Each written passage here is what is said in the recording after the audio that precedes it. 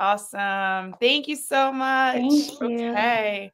Hi, everybody. Welcome to the weekly Pet Roundup. It is myself, Isabel Alvarez-Rada, and Jessica Fisher, and we are here to talk about canine cancer awareness. Yes. And I'm pretty much going to let our friend here, Jessica, lead this conversation because she is a canine nutrition expert. And for me, making the body inhospitable to cancer is a really great way to prevent cancer. And while we cannot always prevent it, while it is often genetic and out of our hands, you cannot ever feel guilty if you do find your pet with a diagnosis. It is really nice to kind of learn how we can reduce their risk, right? So Jessica, take it away. Take it away. Oh my goodness. Okay. So, well, it's funny that you say that because I was listening to Dr. Kendra Pope, who is one of like the very, very few veterinary oncologists in the United States. We need a lot more of her. I wish she were cloned many, many times. Not like in a multiplicity way where she gets dumber every time, but like where she stays the same every time.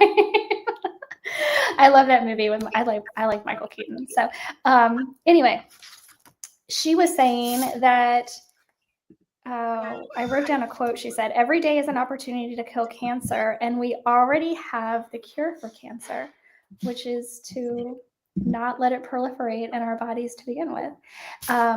So just to kind of start out a little bit, one of the things that I think we realize in the holistic community or the functional, call it like the pet community, but the majority of people do not realize this because it's not what mainstream media is telling us. It's not where the funding dollars for studies are going. In fact, the majority of funding for studies is going towards genetic, like all of the genetic aspects of cancer.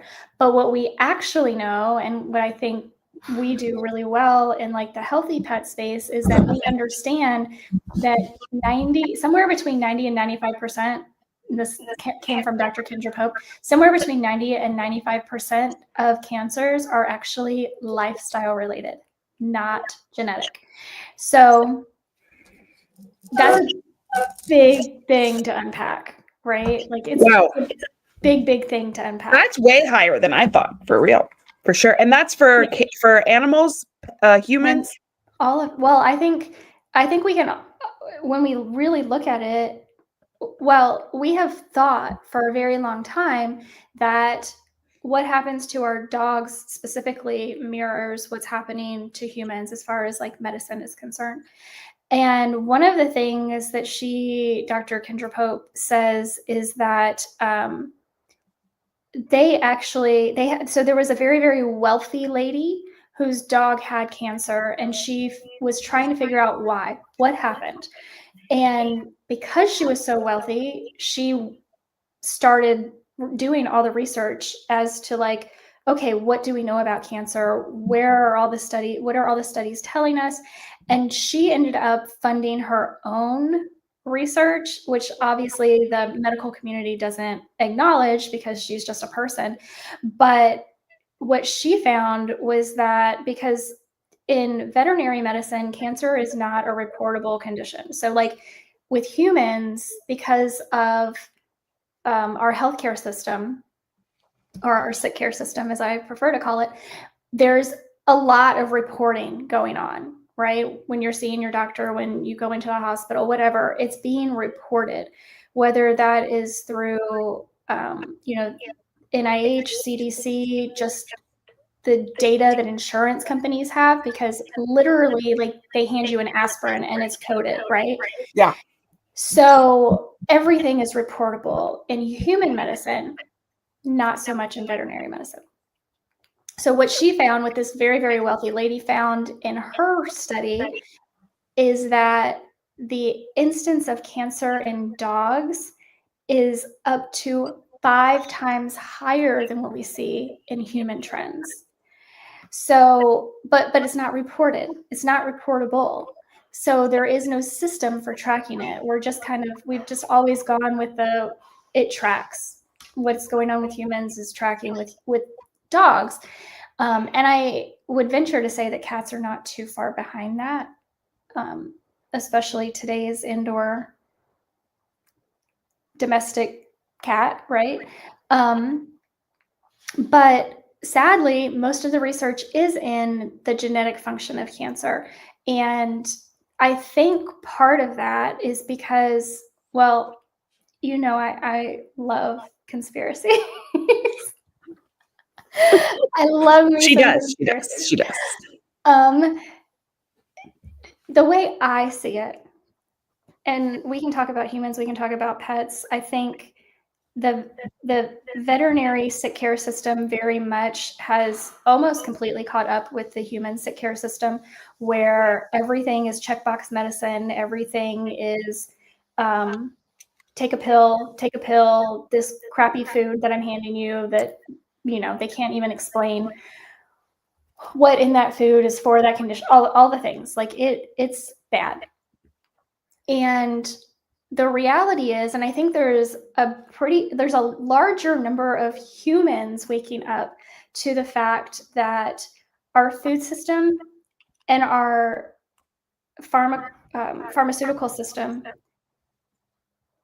they kind of work hand in hand. The pharmaceutical system, certainly, they do not profit. Even our quote unquote healthcare system, they don't profit unless we're sick, right? There's no money to be made if we're actually healthy. So Right. feeding foods that keep us chronically ill, giving us pills for every symptom that, by the way, now we have new symptoms because of those pills and we need to take more pills. Like, this is very, in my opinion, intentional.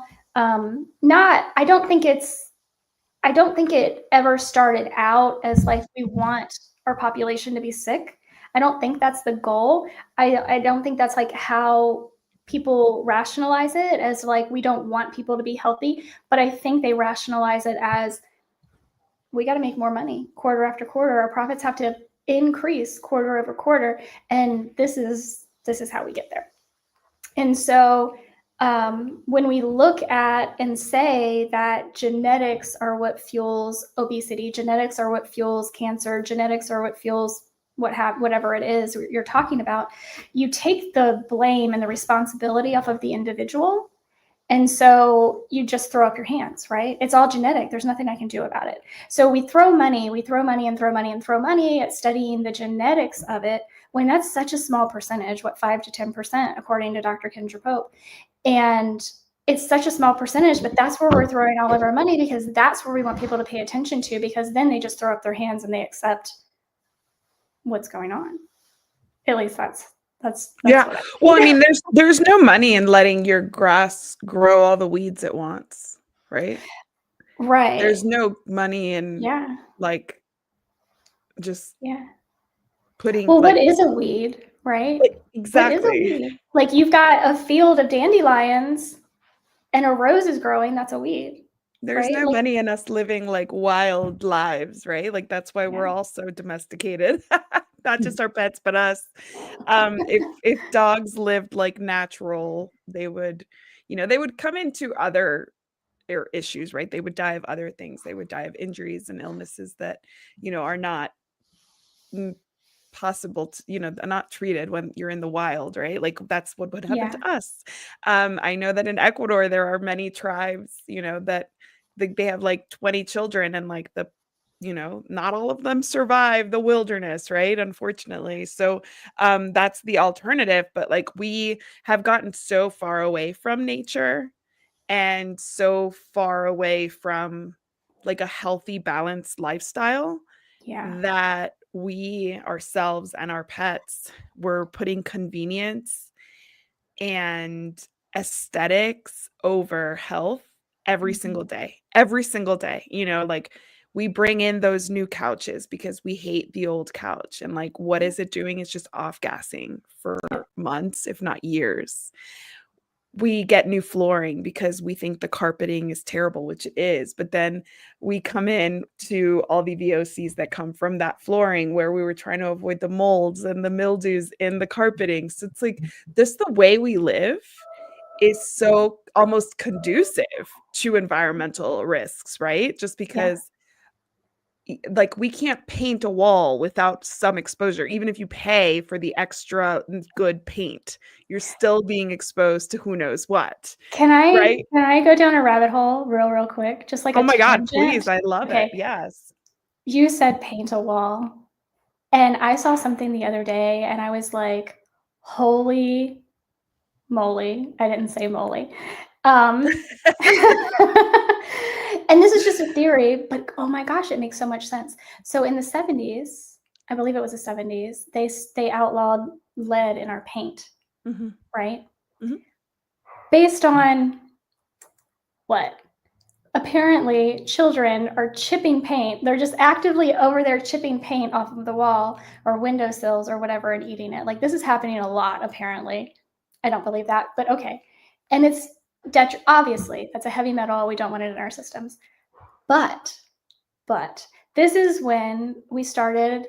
They started with all of the research into internet, cell phones. We've got all this electromagnetic frequency going on around us constantly 24/7. Guess what blocks that?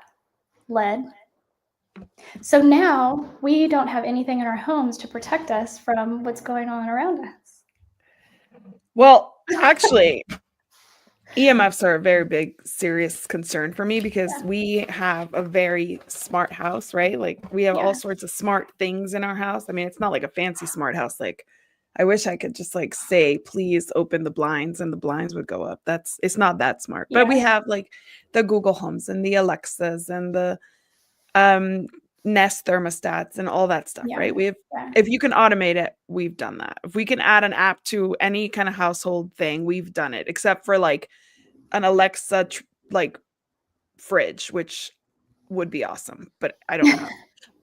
And we also have solar panels and solar panels that connect to an app. And while we're obviously doing a good thing for the environment and it was very financially, it was a smart thing for us because we were able to pay them off right away and get like this big tax credit and we are saving a lot of money.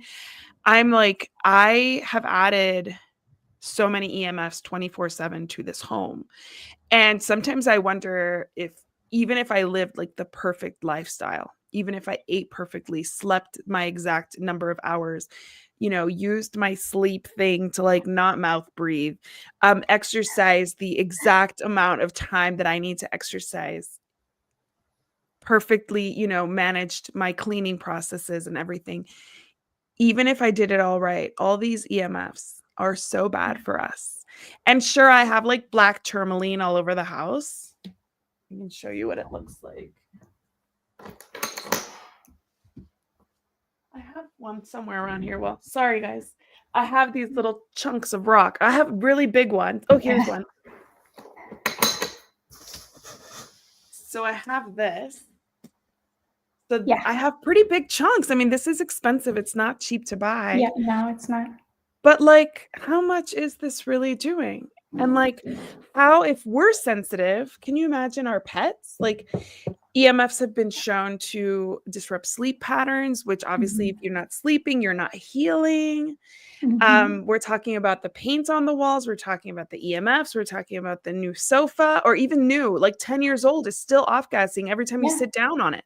Yeah. Whoosh, out come the VOCs. Like, Jessica, how can we do better? Like, where can we start to at least, we're never going to be perfect. We're never going to fix this. A lot of this is out of our control. How can we make prevention a priority in like small bite-sized pieces?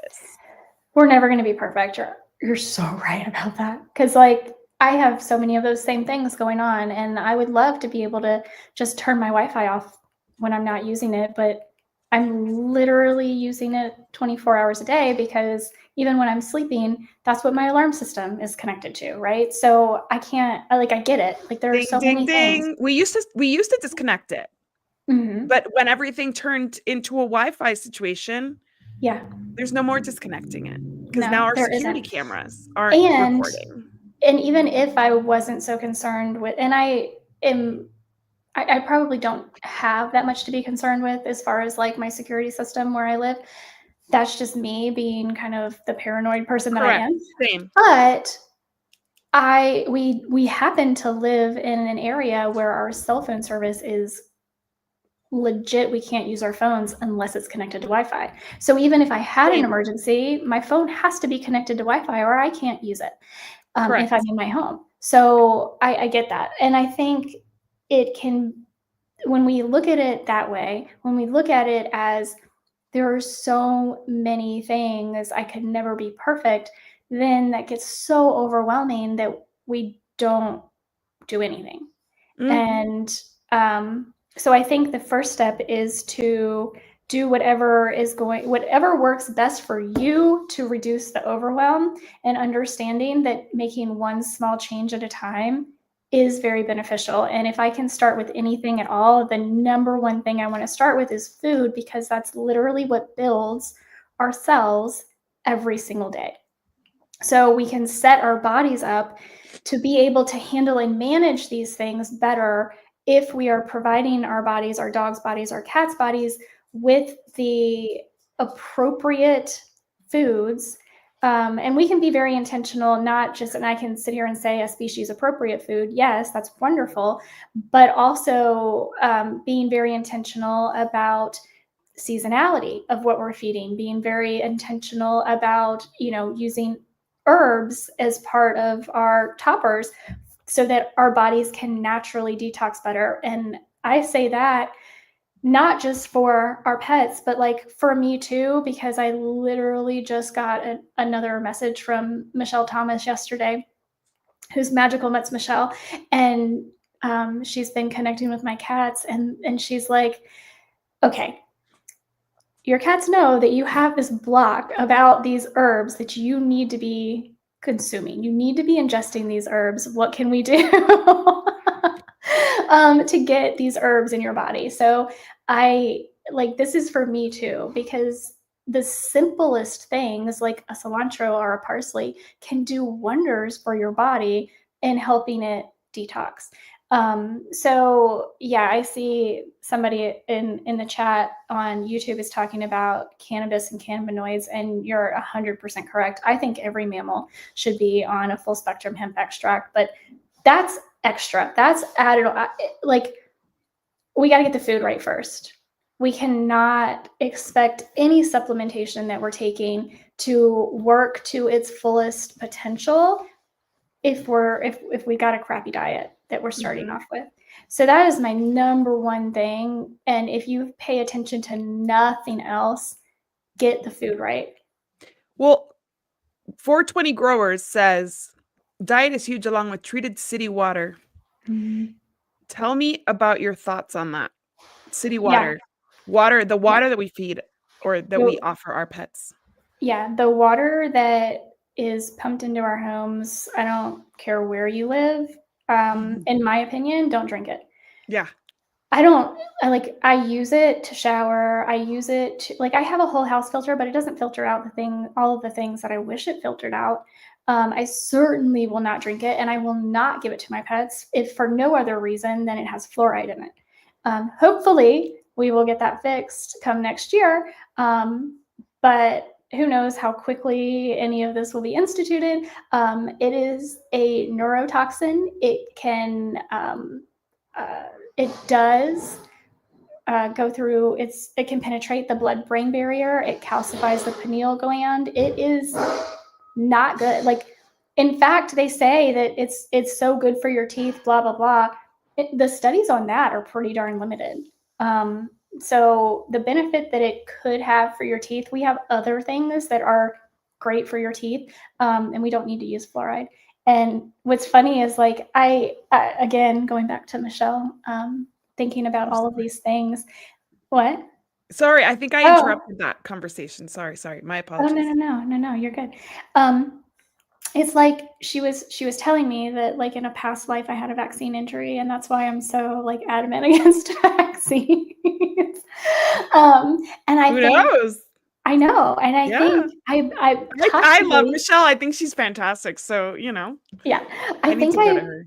possibly knew about fluoride in another lifetime as well, because even when I was a kid, like little kid, bargained with my dental I bargained with my dental technicians to not give me fluoride. Like, I did not want fluoride treatments as a child, and I had no reasoning for it. I had no um, like frame of reference for this. I just knew I didn't want that. Right. Right, right, right. And now I know why, right? But yeah, I would not give tap water to myself, to children, to pets, to anyone. In fact, I take my own water to restaurants. I don't want to drink, I don't know what's going on with their water. Maybe it's filtered, maybe it's not. Even so, I don't want their ice, because even if they clean like the bin that the ice is in their ice machines, are they getting all up in the machinery of the equipment where mold is known to grow? I don't do any of that. I'm going to bring my own. And so, yeah, there's a lot that we can do, and we can talk more about other things we can do. Again, I want to start with food, because if we're fueling the body properly, then our body is more well equipped to deal with things that it comes in contact with on a daily basis.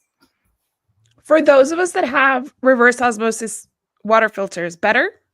Yep. Yeah, absolutely. I Yeah. like reverse osmosis. I think there's a lot of talk right now about like hydrogen water or structured water. And that's even better. I don't even do that. Um, I can get really woo woo and tell you to speak into your water, right? Like, that's speak your intentions into your water about being healthy, about I add minerals back into my water, into my pet's water, because what I give is dead water, and I want my pets to have and myself to have like actual nutrients, so that I am actually hydrating my body, and not just flushing out all the electrolytes and everything. Yeah. um, I don't add any additional salt to my pet's food or anything like that, but I do take Celtic salt like under the tongue, because I think that improves hydration.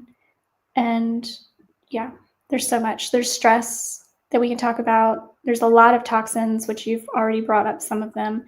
The neurotoxins in the parasiticides, the heavy metals in the vaccines. Like, I'm not, again, and I know we've talked about this a lot, I'm not anti-vaccine, I'm anti-over vaccination. Mm-hmm. And so there are things that we can do to mitigate the potential risks of the vaccines that we do have to give to puppies and kittens.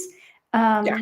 And some of those, like rabies, for example, is an absolutely horrific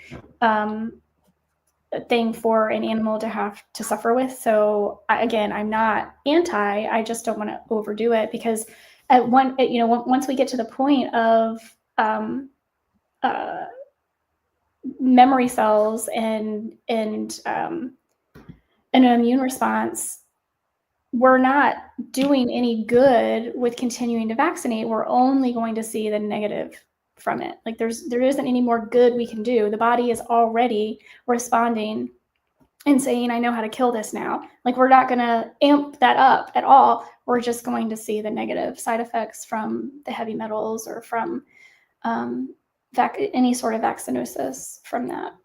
Yep. Yep. Yep. Yep. Okay. So food, water, Food, water, environment, right? environment. Yep. So don't treat your lawn. And we just found out that, yep, they banned glyphosate um, in Roundup that you can buy as an individual. I believe, I would have to double check this, but I believe commercial applications, they can still use glyphosate. It's just what you buy like at Home Depot. Personally, they have removed, or in the process of removing, glyphosate from that. However, we just found out they have a combination of 4 other chemicals that are 45 times more toxic than glyphosate that they have replaced glyphosate with. So don't use that stuff. Use natural stuff. Neem oil, or if you have like rocks and you need to spray your rocks, guess what? Nothing can grow in salt. How about we just put salt water down? Like, we don't have to do all of these chemicals. So there are lots of things that we can do. It may take a little bit more, it may take a little bit longer, it may take a little bit more effort on your part, but would you rather put a little bit more effort in and maybe not develop cancer? Maybe Yeah, your I dog mean, doesn't develop cancer. Like, I just pull the weeds from like rocks and walkways and stuff, and I just let the weeds live in my grass. I mean, yeah. I don't I know that there are people who, and I think it's of different generations. Like I feel like from like 45 down, we're not that concerned about our lawns. And I think that in 40 years, maybe we will be. But for now, I feel like we're just kind of more concerned about like paying our bills and eating to not Yeah. kill ourselves with Yeah. cancers from our foods. Um, but I feel like um, those people that are concerned about their lawn are probably the higher risk for Mhm. getting cancer. Like if you're Yeah. retired and you are working on your lawn, I mean, that's wonderful. That's great thing to do. Gardening is so good for you in so many ways. It's got many of the same benefits that you get from pet ownership. So, yeah, Mhm. bravo, garden. But when you're adding these toxins, you're not only harming yourself, you're harming your pets that live on that soil. They have 4 paws on that soil. They're eating some of that grass. If they're feeling their stomach's upset, or when they're nervous, a lot of dogs eat grass for many, many different reasons. And whenever they're eating it, they're taking that in. Even though we see the people spraying it, like the commercial applications, you see them wearing Yeah. masks and they look like they're like, astronauts. And we think that because it's dry, they can eat it. Obviously, it's dry on the grass and they're ingesting that. And whatever it is that's being sprayed is no less dangerous just because now it's dried. The thing about it being dry is that it's probably not going to come off on your skin so much if you're just walking. It's not going to, like if your kids are playing outside, it might not get onto them, but anything that's being ingested is on it and it's dangerous. So if you have a pet that eats grass, it's even more dangerous. And it's not just the grass. There's stuff with like in your soil that you can buy that's Mhm. super toxic. A Yeah. lot of the soil we buy is full of all sorts of disgusting, dangerous things, especially for our pets. So being really cognizant of like that gardening and just like chilling out, let like nature kind of thrive in your yard. Like stop with like with the weeds and like worrying about them. I have some weeds that like literally hurt on our feet. Yeah. We're in the desert. We just wear shoes outside. Crocs are great and they're not that expensive. Invest in a pair of Crocs. Wear your Crocs outside. Take your Crocs off when you want to ground yourself in a place where you have like nice sand or something, and stop with the nonsense. Like I remember writing a column for the Alexandria Times ages ago where I talked about like these people who were like obsessed with like not letting the neighbor dog like pee on their lawn. Mhm. Like Yeah. your lawns are not more important than people's health, than Yeah. people's pets, and people's ability to walk around your neighborhood. Like I'm all for you obviously putting signs up that say please clean up after your dog, because there's too many rude people out there who don't clean up. And that not cleaning up is another environmental risk factor for all of us, because that Yeah. poop goes into our waterways. It doesn't just disintegrate. It's not fertilizer. That's another Well, and conversation for another day. I know people don't want to hear this, but especially if a dog is eating kibble, their poop is so much more toxic. There is so much more likelihood of pathogenic bacteria that your kid can get, that your dog can get, that whatever, like you, yeah, there's so much more potential for that. I also have to say I cannot condone the Crocs. I'm not a Crocs person. But that's okay. It is okay. I, Um, as a mom, I have an appreciation for Crocs like nobody's business. My kids are not allowed to wear Crocs to school. Oh, They okay, but have at PE, home. right? So they need to wear like sneakers. They have PE every day. But they are my husband has a saying where it's crock up, crock up. And the second that he says crock up, everybody puts their shoes on and it's 2 seconds. There's no socks, there's no drama, there's no shoelaces. I love them. Yeah. And as a Disney goer, Crocs are the perfect Disney shoe. They really Are are, they? especially South Florida or Central Florida where it rains a lot. They dry out really quickly. Nope. They're usually if you get the right size, don't have any break-in period. You can wear them with socks, but please don't unless it's chilly out because I feel like that's pushing it for me. They do get hot in the summer on the pavement, so maybe not the best choice for like the 100-degree days in Disney, but every other day, like we wore them. We all bought new Crocs for the Hurricane Disney trip because there Oh, was wow. no other way we were going to stay dry. Yeah. And so Crocs have their place, especially for gardening. I think that they're perfect. Don't you can hose them down, dry them off. Beautiful. So stop putting glyphosate everywhere. Stop spraying things in your yard. We actually spray for mosquitoes and I hate it, but my son and I are super highly allergic to mosquito bites. And because we live in the desert and everybody has like rocks and we have grass and two large trees, we bring all the mosquitoes to the yard. Yeah. Okay. They're like, oh, it's actually habitable here. Yeah, exactly. So we need to not let them live here. And like what we use is we tried the natural stuff. It does not work. We still had a ton of mosquitoes. We were still paying $80 every 3 weeks for that. And obviously we have to do what we have to do to keep ourselves safe. And mosquitoes are really dangerous, especially where we're on the border with Mexico. There's still dengue around. So like mosquitoes are a threat to us. So when it comes down to like mosquito bites versus the risk of exposure, I have to do the lesser of the two evils, even though I recognize that they're both evil. And having our yard sprayed is a game changer for us in the fact that we can enjoy our yard. I am so susceptible to mosquito bites. They love me. And when I get them, I have high histamine response. So does my son, like swelling, itching, just like overall malaise. So if you can avoid things, avoid them. And if you can't, then always like I always feel like supplementing the risks with like better things like food. Like if I am inevitably exposing my kids to a toxin, then I need to really be aware of what they're eating. And even though it's so hard to get children to eat good things, we cook at home for the most Yeah. part during the week at least, trying to give them wholesome foods, trying to give them fresh foods, buying organic when we can, following the Dirty Dozen and the Clean 15 lists every time they come out. And if you're not familiar, where have you been? Yeah. But also they're on the EWG website, Environmental Working Group. That's what they're known for. So many things. I love the EWG. They're the reason we don't use plugins in the house. Like in 2010 or 12, I think is when I first found out that like plugins are so toxic. And I'm shocked that people are still plugging things into their walls that smell good, I know. knowing how toxic these things are. So I think that we've talked about the outside environment. Let's bring it inside. Let's talk about those plugins. Let's talk about cleaning products. And let's talk about laundry detergents and stuff because those are all really big risk factors for the whole family. They are. And just because this overlaps, you were talking about in the yard and ingesting things. When your dog or your cat gets something on their paw pads, you might as well consider it ingested because they're going to uptake that through their paw pads in a very similar fashion as to if you had given it to them orally. So not exactly, but close enough that for the layperson, you might as well just assume it's ingested. Agreed. I love So that. I love that. That's a really good reminder. If it's on the paw pads, it might as well have been ingested for sure. yes. And so you do want to, I mean, one thing at a time. Again, like you don't have to do everything all at once.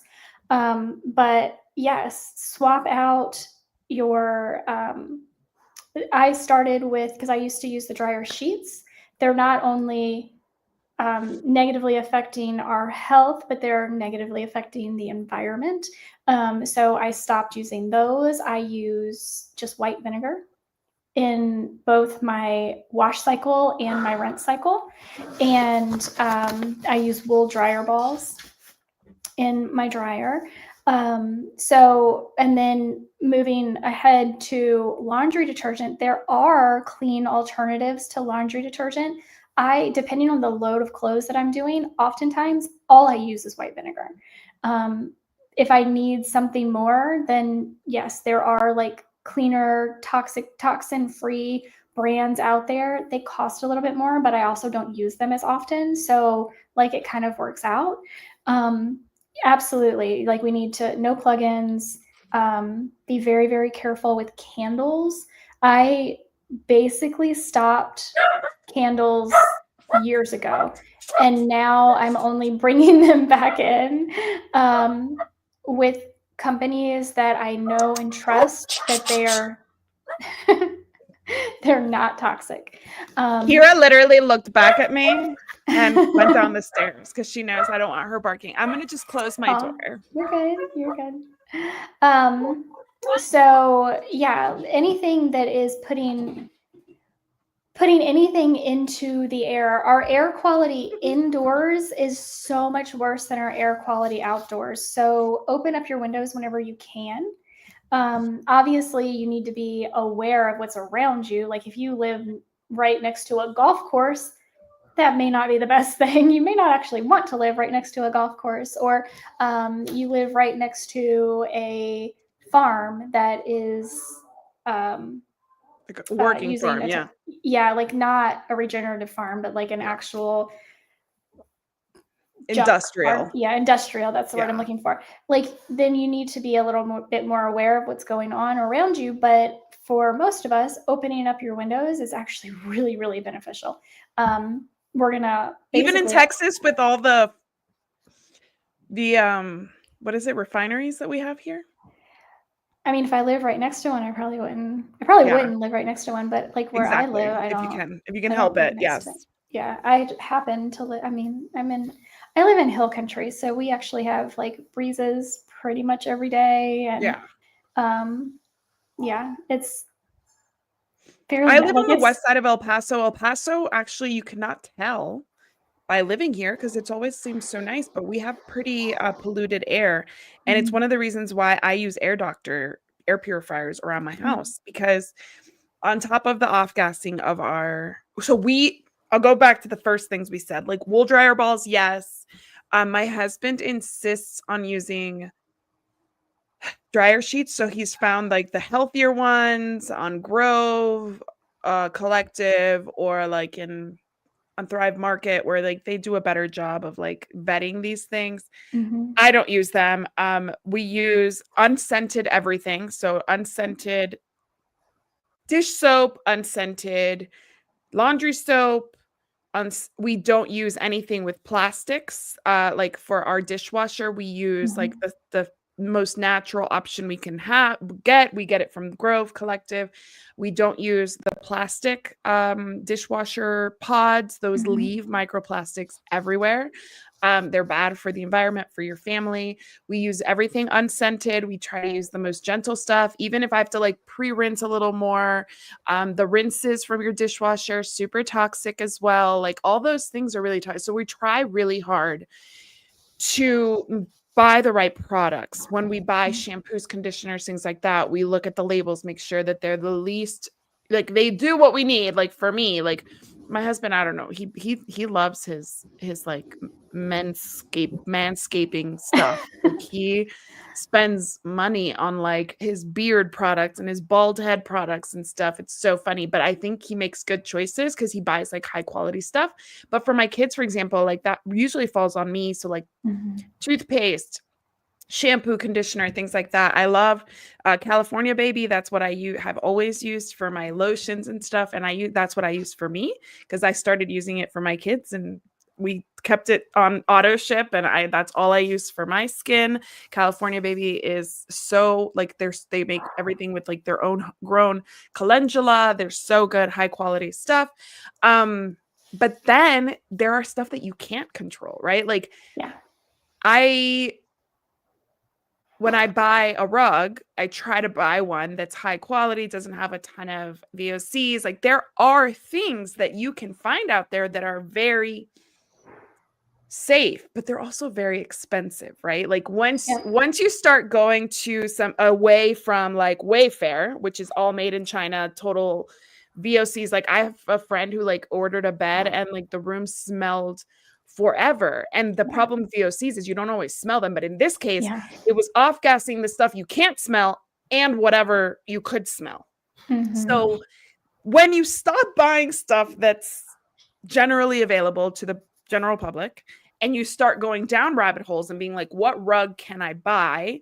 And I did this when my son was young, because I was way more like controlling about like our environment then, because he was a baby and he had a high risk birth. Like his birth turned into a high risk situation, so I wanted to do as best I could for him. And I remember buying a really beautiful rug for my mom's house in Miami, because we were moving there while my husband was deployed. And like it was so expensive. And that rug didn't make it. Like he's 7 years Hmm. old. He was one when we bought it, and it was a disaster. Now that we basically just got rid of it. So it only lasted 6 years. It was very expensive. So like most consumers are not going out and buying that because of the investment price and the fact that it won't last long. I'm happy to buy something that's expensive. It's going to last me 10 years. But this did not last. Like it was falling apart and fraying at the edges because it was made with all these, natural materials and blah, blah, blah, which is great. So it's hard to find the stuff we need to find to make our home more like safe, our Hmm. indoor homes more safe. I like the stuff you can wash because I do feel like as you wash it, stuff gets less toxic, right? Like just like Hmm. if you buy clothing, like the first time you wear it, it's going to be a lot more toxic than the 20th time you wear it, which is a reason why so many people buy secondhand. It's actually a really good strategy for keeping VOCs low in your house is to buy your clothes secondhand. But when it comes to like the general stuff, you cannot really prevent it. You need a curtain that's going to off gas. Yeah. You need a desk, it's going to off gas. Yeah. You buy a fake plant, it's probably off gassing. Hmm. So buying real plants helps neutralize the air Hmm. in your environment. So like get Yep. those peace lilies and get those things that clean your air, pothos. And Hmm. I mean, some are better known for cleaning the environment, aloe and stuff. Some of them are toxic to cats, so don't get all of the ones I'm just listing off if you have a cat. But um, any plant, any green is going to improve your environment. So just that. And then also air, like for me, it's the very high quality air purifiers. I'm not talking about the stuff you buy at Target because I've tried those and I didn't feel like they made a difference. I found Air Doctor through my biological dentist who does a lot of sleep stuff. So for her, sleep hygiene is super important. Hmm. Sleep hygiene is not just a human thing. Sleep hygiene is for all of us. That bed your pet sleeps in could be super toxic. The floor that they're sleeping in, that rug that they're lying on, like all that affects what they're breathing in and affects how they're sleeping. So she recommended for our whole family the Air Doctor. She had another brand that I can't remember. Air Doctor has been fantastic. I love that they have like multiple layers of filters for different things, because the things you buy at like Target or Walmart, they have like one filter, right? Which is fine, but that's not getting the VOCs. That's just not getting it. It might be getting the fur from your pet when they shake off, it'll take that layer of fluff that flew off of them. It might be taking some of like the pollen from the air if you leave your window open, but it's not taking the stuff that we're really talking about, the stuff that is forever in your home, that just hangs in your air, that you're not familiar with, that you don't even know it's there. They are an investment, but they really do last a long time. And they have different sizes for different square feet, which I think is very strategic, right? So if you have one condo, a small condo or apartment, you might be able to get one that's exactly the ideal size for that whole space. You don't need a Yeah. lot of space for that. And it's going to help you sleep better, function better in your home. It's going to keep those VOCs from being in the air, lingering as much as they are. It might not be 100% elimination, but for these high quality air purifiers, it's a very high level of air purifying. It really is. So Hmm. don't just fall for just any of them. Do your research, check the square footage of how many you need for your home and what levels. Like I have of the Air Doctors, I have 4 of them, and I bought them little by little. they had a sale where like I bought like, and this is not advertising or sponsored at all. Like this is just me sharing my experience. Um, Even though Air Doctor, I'd love a sponsorship. Um, I bought like 3 at one time because they had like a set, right? Like Mhm. basically on sale, 30% off the whole set. And then I was able to pay it because they do allow the whole like um pay and installment kind of thing. So I paid for them over a year. And I don't even think I paid interest. If I did, it was minimal. So it just made sense to like do that. And then for the room where the litter box is, I was using like a Target one and it just wasn't keeping up. So then this summer I bought another one to put in that room and I've been so happy with them. And just now I've had it for the first set I've had for a year and just now I'm having to replace the filters. So another thing Mhm. is you can vacuum the external filter and it'll alert you when you get the when you need to get a Mhm. replacement filter. And then one of the things that I love about it is they're automatic, so they're not always running. And so you don't have to worry about it scaring your pet. Like when my husband uses his aftershave, which is very smelly, I don't know if it's toxic smelly or, or essential oil smelly, but it's smelly. I hear it ramp up, right? Wow. And Yeah. it's in our bedroom and he's in the bathroom and I hear it ramp up. If I use something on my hair, like dry shampoo, even if it's like, a powdered one that's good or like one of the better ones, which I've not found one that's really truly like benign, I hear it kick up, but it won't run all night where you're like hearing that hum unless you want to. It has that feature too. So I think investing in something like that is a really great way, like investing in food and investing in an air purifier. For me, if I had to be like, do these two things, I'll say it to my top 3 and then I want you to give us your top 3. I'll say food and water, like best food you can afford, fresh fruit, even if it's only 20% of the bowl. Don't spray your yard with anything if you can avoid it. If mosquitoes are an issue, then I'm giving you the okay, but there's no reason why you should be spraying for like weeds, please. And Yeah. then the other thing would be your indoor air quality. Like focusing on that would be huge. Yeah. I don't know that I necessarily disagree with any of that.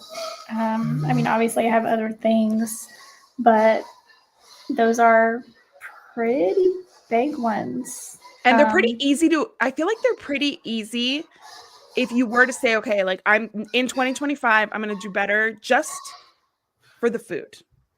Yeah. Maybe I'll invest in a garden, in like one of these indoor gardens, Mm-hmm. Yeah. and I will grow parsley and I will put some parsley in my dog's food. Yeah. Um, which one's the good cilantro is the good detoxer, right? So Cilantro. Yeah. maybe I'll grow some cilantro for the family. And if it doesn't taste like soap to you, then hopefully it won't taste like soap to your pets. I think that herbs are a really good way to like add stuff. That was one of the talks that we did. I just went to Blog Pause and on Saturday night it was Blog Pause. It was like a TED Talk style presentation where like I think it was 9 speakers shared a TED Talk, but in the pet industry. So it was not run by TED at all. But it was run by Blog Pause, and one of the co-founders of Blog Pause is a coach trainer that's worked with TED Talks. So she's Okay. bringing that style to the pet industry, and it was fantastic. And Hannah was a presenter that talked about like 5 herbs and what they do for our pets, and like how easy it is to really just add something like that to your pet's diet if they'll take it, Mm-hmm. and even for us, it's like she said, you go to a restaurant, there's like a little sprig of parsley on the plate and everybody just moves it away. My grandfather, born in 1922 in Spain, he would eat it and he would Yeah. look at us and be like, why are you not eating that? That's so good for you. Yeah. Because they knew before modern medicine, and I mean 1922 is still pretty long time ago, they knew that these herbs were helpful. So like even if it's just that, or what if people don't have like a water filtration system that they can trust, what do you recommend? Yeah, I mean, getting a water filtration system in your home is pretty expensive. I think you can get like countertop ones that still are an investment, but probably worth it, and probably can do like the Afterpay or Affirm or something like that where you're paying over time without interest. Mhm. Um, for me, I have just been buying water. I get like a water delivery service, but it's I mean something you have to keep up with, which is a pain in the butt. Yeah. Yeah, for For sure. It's not sure. always convenient, but if Mhm. you're, but the good thing about like food and water is that I think you've said this a lot, is that like when you start paying attention to your pets' food and water, you kind of start paying attention to yours. Yeah. And Kara, when we did my Halloween episode, Kara from Raw Paw Adventures, she says that she keeps like, like the bottoms of her broccoli and the extra, herbs and carrot when she's, peeling carrots or whatever, she keeps that and she uses it to give to her pets. And if you start using like the Clean 15 and the Dirty Dozen as a guide, then you can add these fresh foods that didn't cost you anything to your pet's bowl, and you're also eating better foods, right? You're choosing better. Like Yeah. I have a few things that I remember off the top of my head, like avocados don't have to be organic, and I do wash them with I buy conventional, and I do wash them with like my very high quality dish soap, a little drop, and I wash it. But like if something's organic, I'll just rinse it. And Mhm. it's not, it doesn't, I'm trusting that even if it has a little dirt in it, we're healthy enough to deal with it. Sure, it has bacteria, but everything does. So the better you do with your own stuff, the better you can do with your pets. And adding 20% of your bowl is really not that hard. Like Yeah. my sister's here watching, like now, living here for now. And she was, I took her dog. And so she's seeing the treats I give, and they're like, freeze dried raw, like chicken hearts and beef livers and cod skins and things. And she's like, wow, that like sure beats the €2 treat that I used to give him in Spain. And I'm like, oh God. Look. And because treats are not even like a key part of the diet, like invest in some good ones and maybe just do one a day. But Yeah. instead of like the four you give one good one. And same for you, right? Like instead of going to like get a nasty, cupcake with all sorts of horrible things, maybe on Saturday make a dozen cupcakes and freeze some so that you have a high quality cupcake in the fridge. Like these kinds of things they're kind of like so obvious, but we're so busy that we forget just like that Yeah. we like quality over quantity can really Mhm. make a big difference, especially in food. Well, yeah, and it's like, and if we look at it that way, where like I think a lot of thank you. Now it's I Kim's think a turn. lot it's concern. I think a lot of people are starting to realize that the more you eat at home, the healthier you are, and that kind of is a generalization regardless of what you're eating at home, as long as you're making the food yourself. Because yes, there are things I still don't want you to use, like seed oils and all of that jazz, but you're still going to be healthier. And if you take that same principle and apply it to your pets, like, wow, instead of feeding them, and that's actually one of the things that I really resonated with me this year, that really stuck with me this year, is that for so long I have been talking about eating fresh food, eating, um, raw food diets, all of the things. And with Rodney Habib and Dr. Karen Becker, they, with everything they have done, they have realized that it so much is in the wording that we use. And so they say minimally processed versus ultra processed. And if we look at it that way, there isn't a doctor on the planet, much less a veterinarian, who, well, maybe a veterinarian, I don't know. We definitely have a lot of work to do there. But there certainly isn't a human doctor on the planet that would try to argue that an ultra processed food is better for you than a minimally processed food. So looking at it that way and just saying, okay, how can I adjust my pet's food to where I'm doing the same thing? I'm making it for them at home. Like that would be ideal. And if you can't, if you don't have the time, if you don't have the bandwidth to do something like that, how can I bring something that is as close to that as possible into my home to feed my pet? And that, in so many instances, you know, so many people will go to the veterinarian and the vet will say, well, your dog has stage 1 kidney disease, or they're a little chunky, or I'm trying to think of something else. Like they're because of this, then let's switch them to this other ultra processed food that's a prescription diet, right? Or a veterinary diet, whatever they call it, depending on the brand. And the reality is, if you just switch from that ultra processed food to a minimally processed food, more often than not, you're going to completely mitigate whatever issue was going on in your pet to begin with. And that's just, it's so powerful. It really is. It's And we so can't powerful. and we can't deny that there are also links when we're wrapping up soon, so we're not going to be able to get into this in detail, but there are links for, so obesity, for example, causes all sorts of comorbidities, right? So like the joint pain, the heart issues, the liver issues, the kidney issues, the everything issues, right? Like just a general taxing on the body. Yeah. And usually they're obese because they're eating crappy food, not because they're eating wonderfully, lean, high quality meats. Okay. So think about what they're using to treat these conditions and the possibility that those could cause an increased risk in cancer. We all see this in our medications. When we read those inserts for everything, what you get at the pharmacy, it says, very rare risk. Usually there are very rare risks, but you add this rare risk and that rare risk and that rare risk and say that fast 4 times.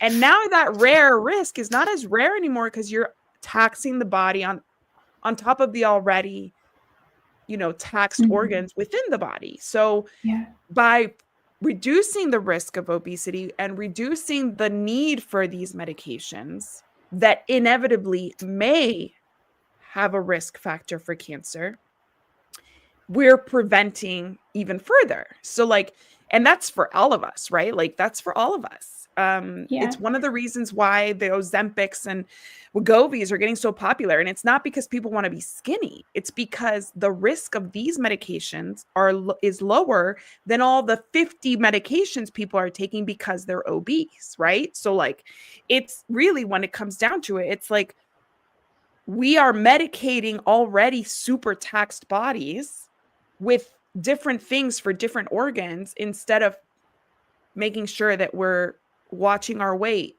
feeding our bodies properly, using, like you said, seasonal foods, fresh foods, eating at home. If you were eating Doritos wasn't it Super Size Me and how sick he got? Oh, yeah. And like the quality of a lot of the pet food we're feeding is that quality pet food. So just think about how much you can even save at the vet by investing in a better quality pet food, because you're not paying for all these meds that are inevitably increasing your pet's risk of cancer. So it's like a whole full circle thing. And I say this knowing that my kids could be eating better. My husband certainly could be eating better, which we have conversations about this often. And I personally could be eating better. And, as we get further away from the pandemic, I think we're all in a better place to take care of ourselves. I think the pandemic was a really big trauma. I know it was really difficult for me to even prioritize my health when like the world felt so out of control. But I feel like it's a good time, especially now at the end of the year, to first of all, watch what we're doing around the holidays, because it's a time to like get really crazy and, kind of make purchases without thinking about them, receive gifts that like of candles and just light it, not thinking about it, and try to be more mindful this time of year about what really we want to bring into our homes, what we don't, our priorities as far as our food for ourselves and for our pets, routines, sleep, and not letting like the chaos of the season kind of make the situation that's already probably not ideal even worse. So that when it comes to like 2025, you don't need to do like a huge like revamp and all these like New Year's resolutions because you fell off the wagon so hard. Yeah. Just a reminder. And like October was Pet Obesity Week, and I had said that we should talk about pet obesity, and I think we kind of just like covered them both together really well. But 60% of pets in the US are obese or overweight.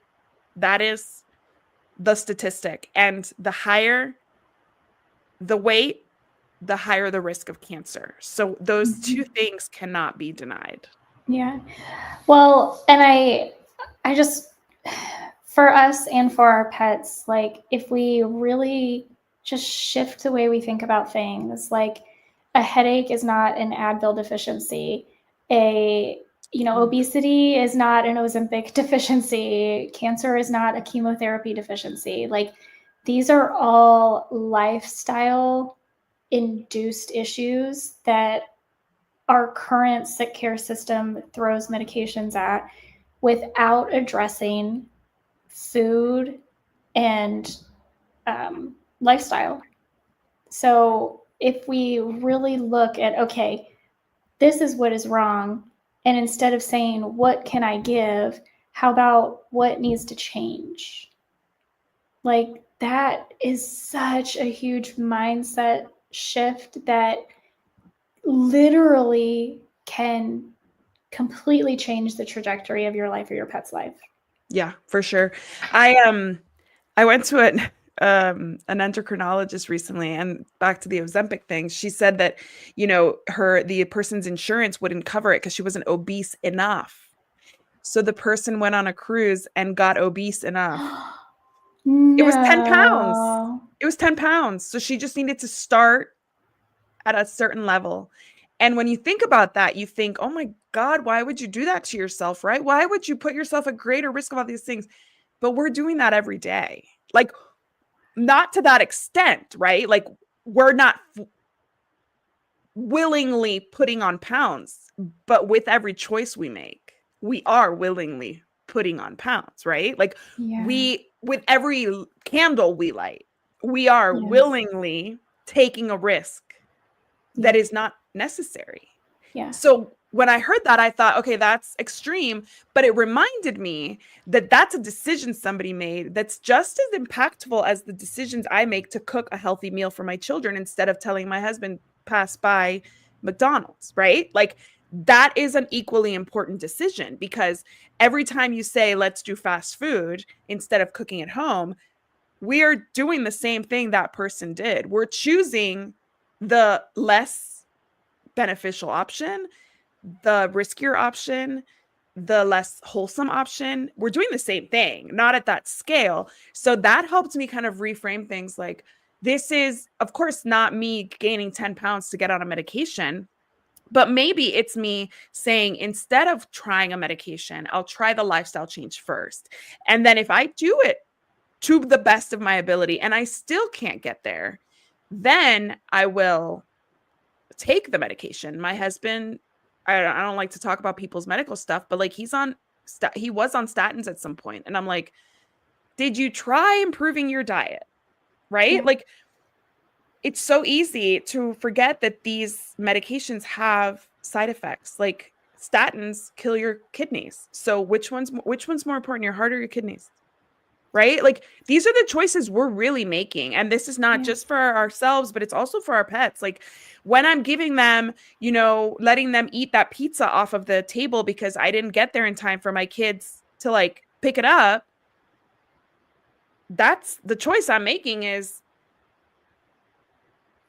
like it's hurtful for you. It's going to upset your stomach. It's not good for you. Papa John's is not formulated for dogs, nor is it formulated for humans.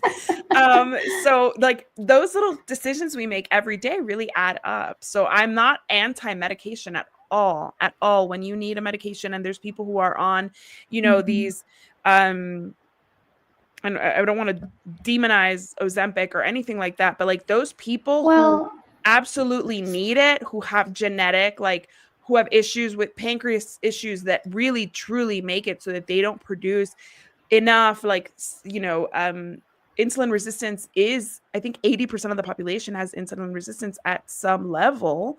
There are people that can't lifestyle change their way out of that insulin resistance. So those people are great.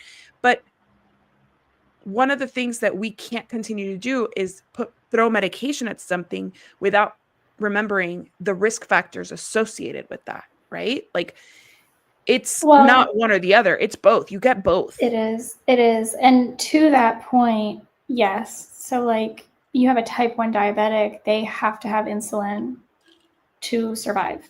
Right. Okay. But then again, you turn around and look at it a different way and say that exactly right there shows you that we have a sick care system and not a healthcare system, because they need it to live. They don't, like, there is no lifestyle, like you were just saying, there is no lifestyle factor that can adjust that. They have to have it. And yet, what? It's $1,000, $2,000 a month that they have to spend on it.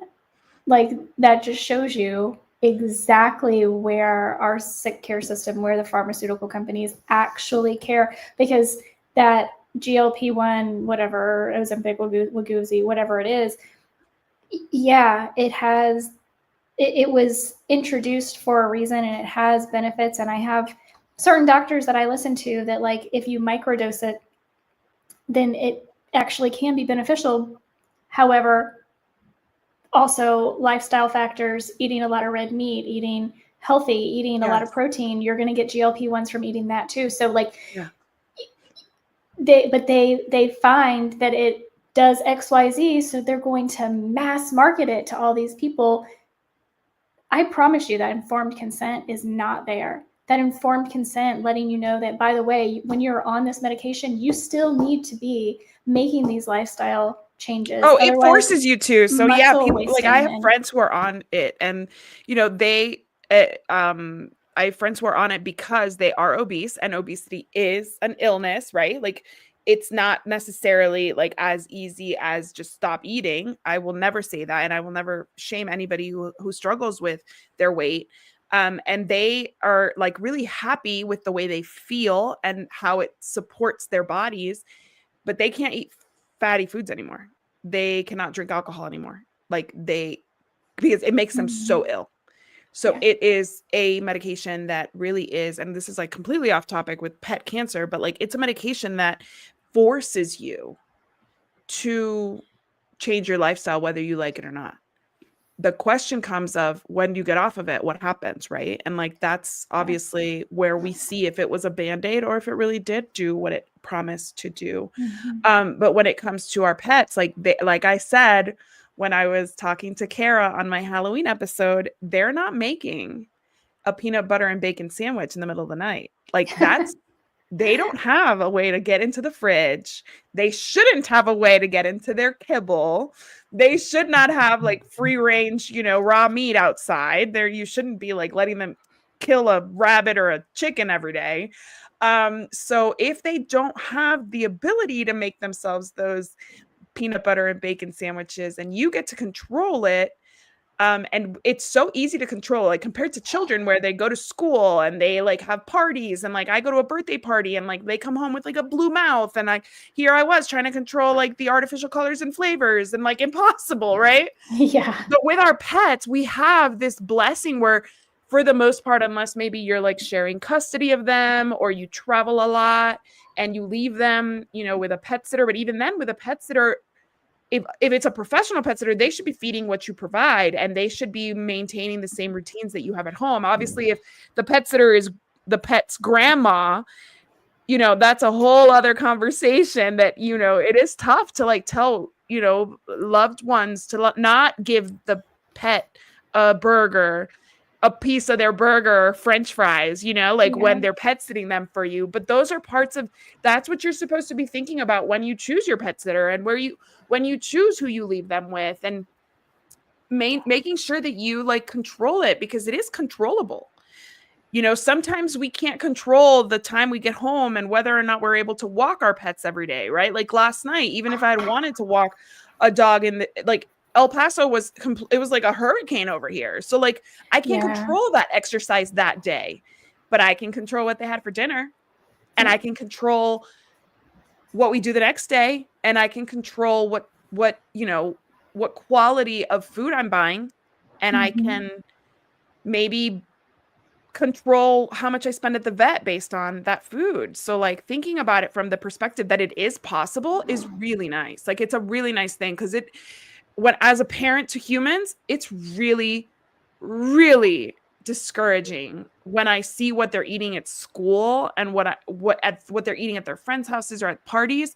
And I'm like, I have to remind myself that even though they eat maybe really poorly on Saturdays, like if they ate really well Monday through Thursday, like that, even just one meal, like the morning and the evening, like that's 8 meals in a 7-day period that were really high quality. So that's where I'm focusing because Mhm. that is as much as I can control.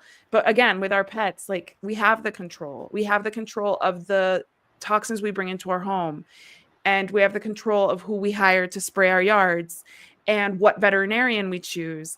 And so let's leverage that control to like Yeah. prevent these risk factors. And again, like if you get a cancer diagnosis, it doesn't mean you did anything wrong. It doesn't mean that, you could have prevented it. That is not it. Like I know people who are 100% super natural and healthy and stuff, and unfortunately their kids get a cancer diagnosis, and they're like, we did everything right, we fed whole foods, there is no way you can control because we don't know the level of toxicity of like one exposure, right? Like Yeah.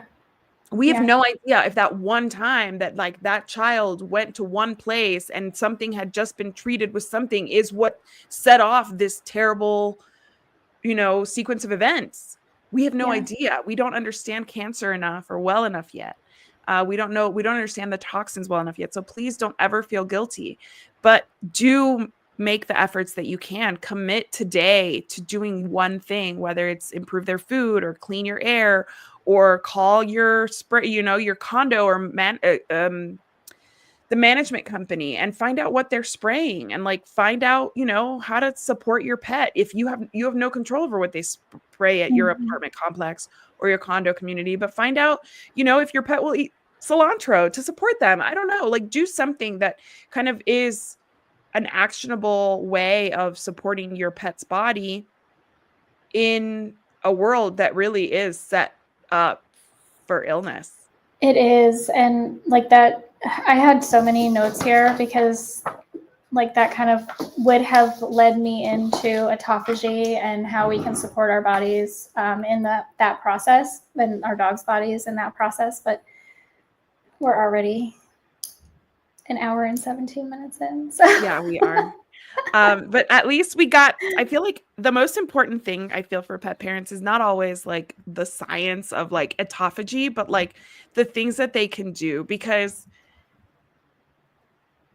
no, almost knowing is almost worse, right? Like for me, knowing is almost worse. Like I understand autophagy and all that stuff, and I sometimes I can't think about it because I just feel like if I think about it and we have a bad week, then I'm just like obsessing over the fact that our bodies are in such a bad place. And I like if we want to do a part two, I'm totally down for it. So you can give us the science, but don't get overwhelmed for this because I really do think it's like one of those topics that you can get really discouraged. Like I know so many people and pets that have died of cancer, and cancer is such a devastating diagnosis. And like in Blog Pause, one of the speakers has had cancer 3 times, like 3 times. And wow. her talk was so inspiring because she was kind of like reminding herself to slow down and like be like a cat and take a nap in the sun, and her message was great. But I'm looking at this person so lively, so strong, and she's had cancer 3 times, so it's so discouraging that I feel like we have to flip it and be like, no, it's not discouraging. I'm going to make this one step. Yeah. Then once I get there, I'm going to take the second step. Hmm. Yeah. It's the only thing Well, we can do. I mean, and if I just to close out for me, I guess I'll close out with what I said at the very beginning with Dr. Kendra Pope saying that 90 to 95% is lifestyle. So start there. Like, don't don't go too crazy and think like there's absolutely nothing I can do, so don't do anything. Yeah, Like, no. understand that it is mostly lifestyle, and that is actually really empowering. Like, understand that you don't have complete control, but you do have a lot of control. So do what you can. Start somewhere, start small, and build on that. Yes. And if you want to watch something as it gets colder, I really like the documentary. I think it's called Stink, and it talks a lot about those scents, the scents that we Oh, don't realize are so dangerous. And the big chem, the chemical companies, how they get away with murder yeah, in many ways because yeah, of the way that laws are set up that make them not have to reveal what's in certain things. So, yeah, the more we know, the better. And so, if you want to do the cancer part 2 next week, we can definitely do that. So, we can talk about kind of like now that we've done the risk factors, we can talk about how it yeah. actually works and Yes, make yeah. sense of it all. That, I mean, I'm down. You've already It's got such your a notes. I big, don't want you to not use them. I know it's such a big topic, and it can be so overwhelming for people, and I get it. Like, because I am that person that, like, if I don't, I try to, I want to eat in a 6 hour window every day, 3 weeks out of the month at least. And like, if I even stretch that to 8 or 10 hours, I feel bad. Like, that's what's in my head. I'm like, And I do I'm think not that giving my, fasting is a really great thing for Mhm. pets and Yeah, an easy thing. Obviously, it's very easy for us. So, like, I think there's a ton of value in discussing that it's free. because, It's because really, free. when we talk about like easy to start today, you can literally start fasting your pet, and maybe not a ton of time, maybe not 4 days, but like you can start fasting your pet Yeah, pretty no. quickly. They might not like it, but it is good for them. So yeah, let's do that next week. So Okay. everybody who wants to do more about pet cancer awareness, because it is Pet Cancer Awareness Month in November, let's talk about it next week and with a part 2. All right. Yeah. Sounds good to me. Awesome. Well, thank you guys for joining us. If you have any comments or questions that you want us to discuss next week, since we're already on this topic, Yeah. please feel free to do that so we can address them next week or bring your questions to our conversation. Yes, please. We love, love, love to get your comments and questions. So, all right, guys, have a fabulous week, please. Yes. And we'll see you next Monday.